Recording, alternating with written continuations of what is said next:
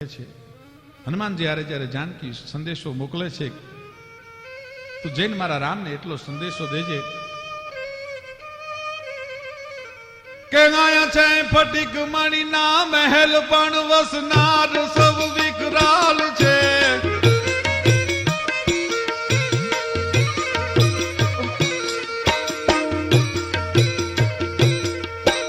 fatigue મણીના મહેલ પણ વસનાર સૌ વિકરાલ છે જે ફૂલ ફૂલની વાસ પણ સરબોતની રખવાલ છે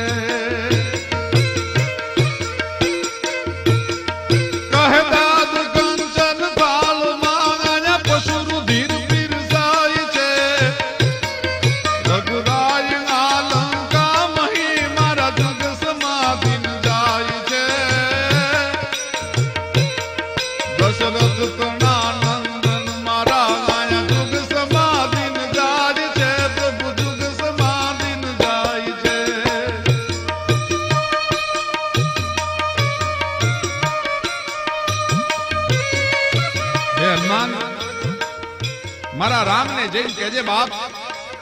સ્ફટિક અને મણિયોના મહેલ છે પણ એમાં રહેવા વાળો એકે ચહેરો સવારમાં જોવો ગમે એવો નથી છે ફટિક મણીના મહેલ પણ વસનાર સૌ વિકરાલ છે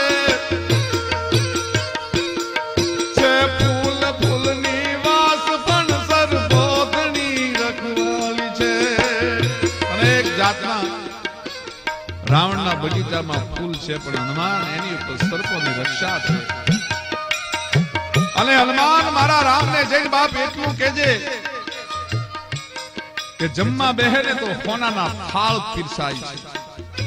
પણ સોનાના થાળમાં મિષ્ટાન નથી પીરહાતા પણ તાજા કાપેલા પશુના લોહી પીરહાય છે બાપ કહેતા કંચન થાળમાં આયા પશુ ધીર પીરસાય છે રઘુરાજ ના લંકા મહી મારા દુઃખ સમાધિન જાય છે દશરથ તણા નંદન મારા આયા દુઃખ સમાધિન જાય છે પ્રભુ દુઃખ સમાધિન એવી લંકામાં હે હનુમાન જાનકીને એટલો વખત રહેવું પડ્યું પ્રકૃતિનો મરોડ બદલાનો રામના મોઢામાંથી શબ્દ નીકળે છે કે માં જો તારો દીકરો હનુમાન ન હોત મહાવીર ન હોત તો આ જાનકી પાછી લંકામાંથી અવધમાં ન જઈ શકત પણ માની આંખની સામે જ્યારે ક્રોધ જોયો ત્યારે રામ એટલું પૂછે છે કે માં માફ કરજે પણ પોતાના દીકરાનું પરાક્રમનું વર્ણન સાંભળીને કોઈ જનેતા ખુશ ન થઈ હોય એવું મેં સાંભળ્યું નથી માં તને આનંદને બદલે તારા મોઢાની પર ક્રોધની રેખાઓ અંકાય એનું કારણ શું તેથી અંજની એમ કે છે કે હે રામ મને એક પ્રસંગ યાદ આવે છે હનુમાનનો જ્યારે જન્મ થયો ત્યારે પહેલી વાર હું એને પૈપાન કરાવવા માટે બેઠીને એના જન્મની કથા મેં હનુમાનને કીધી હનુમાને છલાંગ મારી અને આભમાં હજી ઉગવાની તૈયારી કરતા સૂર્યને જ્યારે એને ગ્રહણ કરીને પકડી લીધો અને એ દ્રશ્ય મેં જોયું ત્યારે મારી છાતીમાં ધાવણ હમાણા નહોતા મારી છાતી ચીરી અને મારા કાપડાને ચીરીને ધાવણની શેડી બહાર નીકળી ગઈ હામાં પહાડને અથડાણી તેની પહાડના બે કટકા થઈ ગયા હતા બે ભાગ થઈ ગયા હતા અને પછી હનુમાન પાછો આવ્યો ત્યારે મેં એને એક લેજોવાર ધવરાયો હતો પણ હે રામ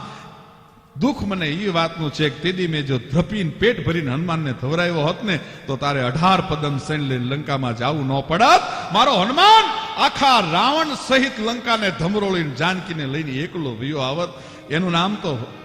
માં કહેવાય અને એ જનેતા હનુમાન જેવા દીકરાને જન્મ આપી શકે અને એના માટે એના વીરરસનું વર્ણન આપ એમ કહેશો કે હનુમાન ચાલીસા આવી રીતે ગવાય મને મૌની ભિક્ષુ સંત સંપૂર્ણાનંદ બાપુએ એક વાત કરેલી કે ઈશ્વરદાન મહાત્મા તુલસીદાસજીએ જે હનુમાન ચાલીસા લખ્યા છે એમાં હનુમાનજીને એના વીરરસનું વર્ણન સંભળાવવાનું છે એ માયકાંગલાની રીતે ગવાય નહીં એને તો ચારણી છંદમાં અદ્ભુત રીતે ગવાય અને મારે તમારી સમક્ષ રજૂ કરવા છે મહાત્મા તુલસીદાસજી વિરચિત મહાવીર હનુમાનજીને સંબોધી અને એના વીરરસનું જે વર્ણન સંભળાવ્યું છે હનુમાન ચાલીસા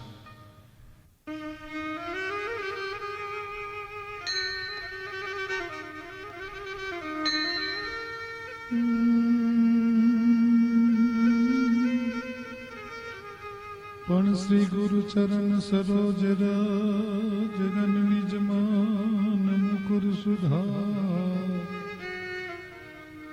बर नवर भुवर विमल जस हे जी तो जो दायक फल चार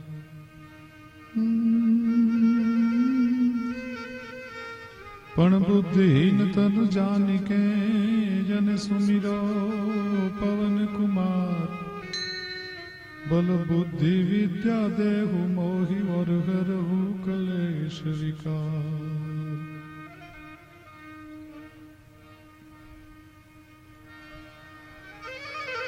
तो जय हनुमान ज्ञान गुण सागर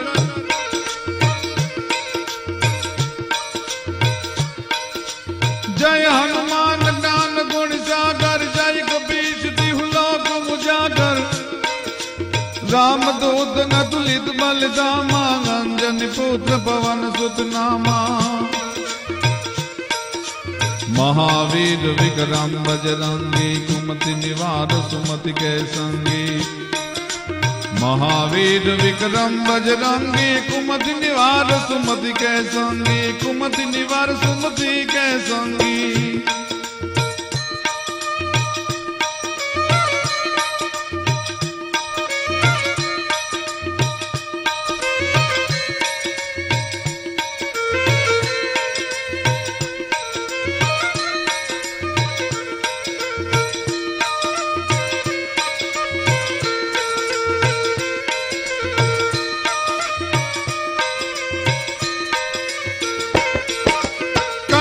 वरण विराज सुबेशा कानन कुंडल कुंदित केशा